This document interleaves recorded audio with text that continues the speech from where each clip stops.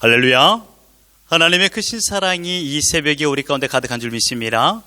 오늘 우리는 골로새서 3장 1절로 11절의 본문을 통하여 헛된 것을 버리고 새롭게 살아라 라는 제목으로 하나님의 말씀을 함께 나누도록 하겠습니다.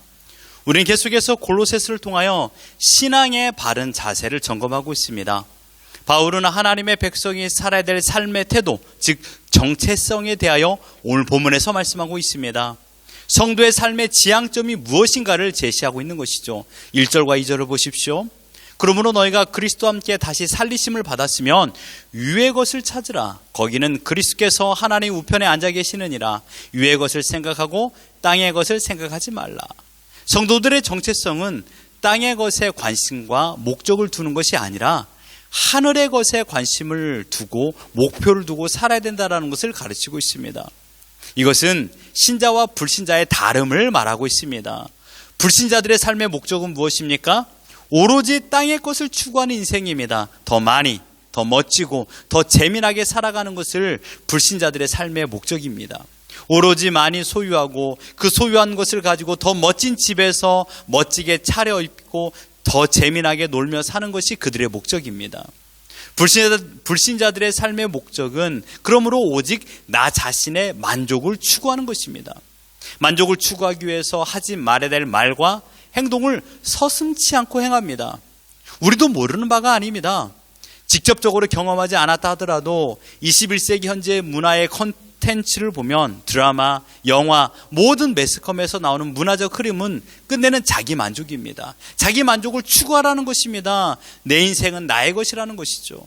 심지어 우리도 지난날 예수 그리스도를 나의 주인으로 모시지 않고 살았을 때, 또는 예수님을 나의 중심으로 모시고 살았음에도 불구하고 거짓말처럼 세상의 기류에 휘말려 나의 만족을 위한 인생을 살아봤습니다. 무엇을 경험했으며 남는 것은 무엇이고 어떤 유익이 있었습니까? 어떤 유익이 있었습니까? 다소 충격적인 말일 수도 있습니다. 여러분 개인의 자기 만족을 위한 지난 삶을, 자기 자신의 만족을 위한 지난 삶을 여러분의 자녀들에게 말씀하실 수 있습니까? 사랑한 아들아, 사랑한 딸아, 내가 예전에 나의 만족을 위해서 이렇게 살았단다 라고 말씀할 수 있습니까? 혹시 말씀하실 분도 계시겠지만 저는 우리 자녀들에게 자신 있게 말할 수 없습니다.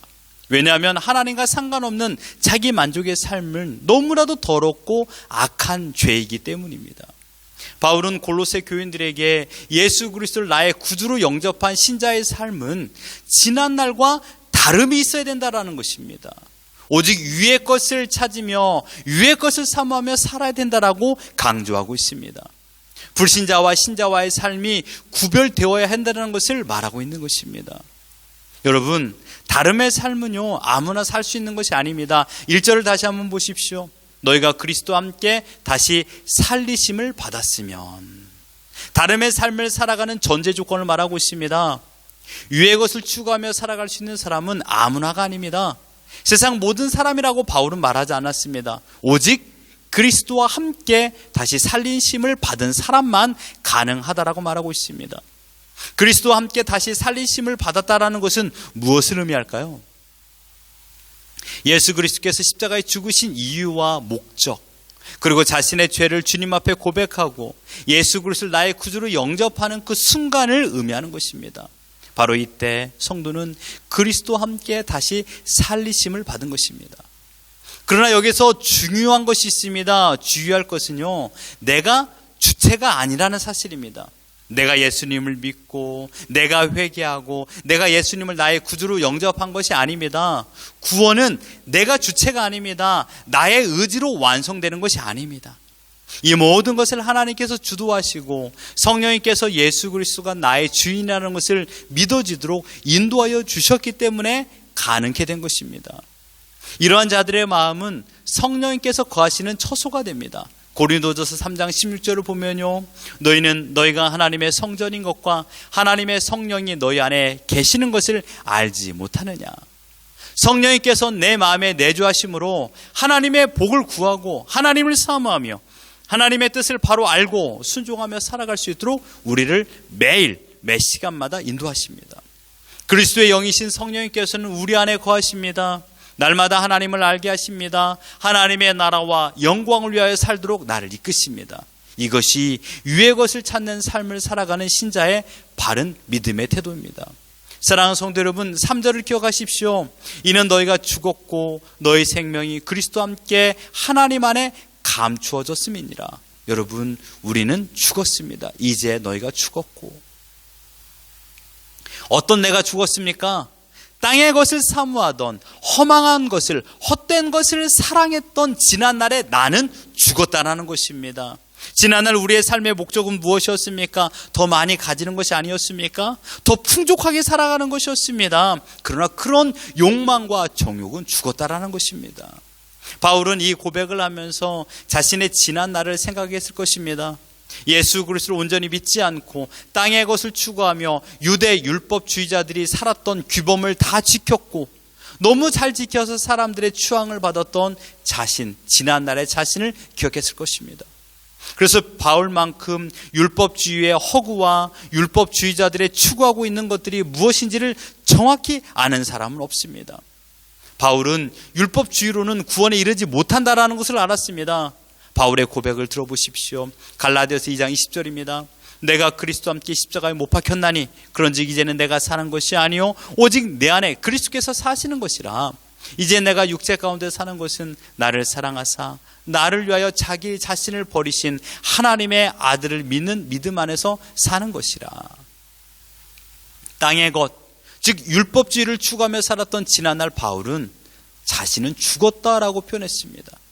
그리스도로 말미암아 새로운 생명을 부여받아 하늘의 원리를 쫓아 새로운 삶을 사는 존재가 된 것이라고 자신은 고백하고 있습니다. 어떻게요? 그리스도 예수 안에서 가능하다고 말하고 있습니다. 그런데 바울은요, 본문 3절에서 재미난 표현하고 있습니다. 하나님 안에 감추어졌습니다. 이 말은 하나님께서 우리를 다른 사람의 눈에 띄지 않도록 감추어 놓으셨다는 말입니다. 두 가지의 의미를 가지고 있습니다. 감추어져 있다는 말은 하나님께서 하나님의 백성을 보호하고 있다는 것입니다. 땅의 것을 추구하는 사람들의 악한 손길로부터 보호하고 계십니다. 그래서 세상 사람들의 눈에 보이지 않는 것입니다. 여러분들을 누가 보호하고 있다고요? 하나님께서 보호하고 계십니다. 하나님께서 하나님의 품으로 감추어 두셨습니다. 하나님의 요새가 되어 줌으로 인하여서 적들의 화살이 우리의 심장을 관통하지 못하도록 하나님께서 보호하고 계십니다. 두 번째는 신자는 세상 사람과 비교하여 볼 때면 정말 죽은 존재처럼 보여진다라는 것입니다. 세상 사람들은 부귀영화를 가진 사람들만 살아있는 존재로 여깁니다. 자신들보다 조금 부족하면요, 죽은 사람처럼 취급합니다. 물질을 얼마나 소유하고 있는가, 이것으로 사람을 평가하니 신자들이 그들의 눈에 보이겠습니까? 그렇다고 가진 것이 없다라고 억울해하거나 서운해할 필요도 없습니다. 여러분 본문 4절을 보십시오. 우리 생명이신 그리스도께서 나타나실 그때 너희도 그와 함께 영광 중에 나타나리라. 할렐루야. 위의 것을 추구하며 살아가는 신자들에게 하나님께서 영원한 영광을 보상하시겠다라고 말씀하고 계십니다. 약속하십니다. 지금은 우리 눈에 신자들의 삶이 어리석고 불쌍하게 보이지만 그러나 그리스도의 재림 때가 되면 숨겨진 비밀이 밝히 보여질 것이라고 말하고 있습니다. 사랑하는 성도 여러분, 우리의 정체가 무엇인가를 기억하십시오. 우리가 누굽니까? 창세전에 선택받은 하나님의 자녀들입니다. 예수 그리스도의 영광을 함께 누릴 자들입니다. 천국의 시민권자로 영원한 기쁨과 평안을 하나님 안에서 누릴 자들입니다. 이 사실을 알고 믿고 확신한다면 지금 여러분의 얼굴에 웃음과 미소가 가득해야 됩니다. 이것이 천국 대망 사상입니다. 바울은 지금 신자의 정체성을 온전히 선포하고 있습니다.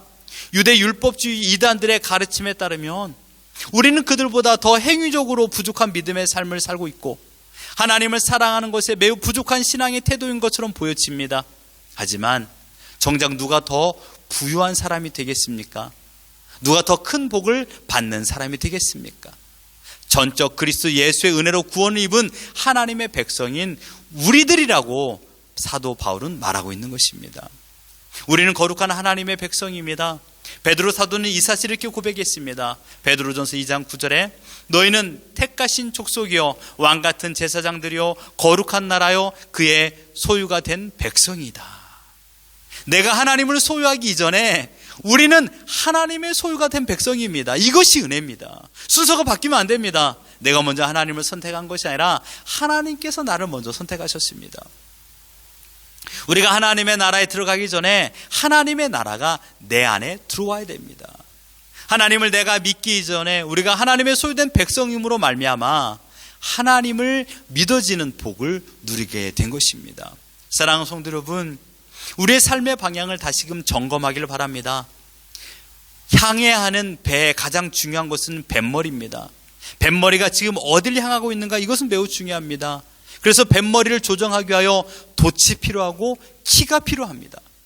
우리는 하나님의 소유된 백성이기에 세상의 것을 추구하는 인생을 살아가는 자들이 아니라 오직 하나님의 나라의 것, 곧 유의 것을 바라보며 살아가는 자들인 줄 믿습니다. 헛된 것을 버리고 새롭게 살아야 된다라고 바울은 강력하게 말씀하고 있습니다. 이러한 삶의 태도가 옛습관을 버리고 살아야 된다라고 바울은 8절에서 말씀하고 있습니다. 이제는 너희가 이 모든 것을 벗어버리라. 곧 분함과 노여움과 악의와 비방과 너희 입에 부끄러운 말이라. 옛습관의 목록들의 공통점은 한 가지입니다. 내 뜻, 내가 원하는 것이 이루어지지 않을 때 나타나는 증상입니다. 즉 옛습관은요, 나 중심, 나의 만족을 위하여 살아가는 것을 말하는 것입니다. 이제 우리는 변화된 새 사람이 되었습니다. 하늘의 것을 추구하며 지금 펼쳐진 현재의 삶 또한 하나님의 주권과 목적의 이루어짐을 믿으십시오. 하나님께서 지금 하나님의 뜻대로 우리를 이끌어가고 있습니다. 여기에 내가 감사로 반응하는 것이 유의 것, 곧 하나님의 뜻을 따르는 삶인 줄 믿습니다. 때로는 우리도 반항하고 싶고 거부하고 싶은 현재의 삶이 펼쳐지기도 합니다. 육신이 아픈 거요, 사업이 안 되는 거요, 관계가 어려운데요. 그러함에도 불구하고 하나님의 뜻이 있다라는 것입니다. 우리는 이런 생각도 들기도 합니다. 본전 생각이죠. 내가 얼마나 노력했는데 왜 결과는 이렇습니까? 결과에 만족하지 못함으로 인하여 분노할 때도 있습니다. 그러나 자세히 보면요, 나 중심의 노력과 나 중심의 열심인 뿐입니다. 하나님과 상관없는 열심일 때가 더 많았습니다. 화를 낼 것이 아니라 구원받은 백성임에도 불구하고 세상의 방식을 그대로 도입하여 살고 있는 내 모습이 아닌가를 생각해 봐야 됩니다. 헛된 것을 버려야 됩니다. 사랑하는 성도 여러분, 우리의 정체성을 다시금 확립하십시오. 우리는 유의 것을 생각하며 살아야 될 사람들입니다. 오직 나의 옛습관을 버리십시오. 육신의 정욕과 안목의 정욕과 이생의 자랑을 추구하며 살아가는 것을 버리십시오. 오직 하나님의 나라만을 바라보며 하나님께서 허락하신 현재의 삶에 감사와 기쁨으로 반응하고 순종하며 오늘을 살아가는 우리 모두가 되기를 예수 그리스도 이름으로 축원합니다.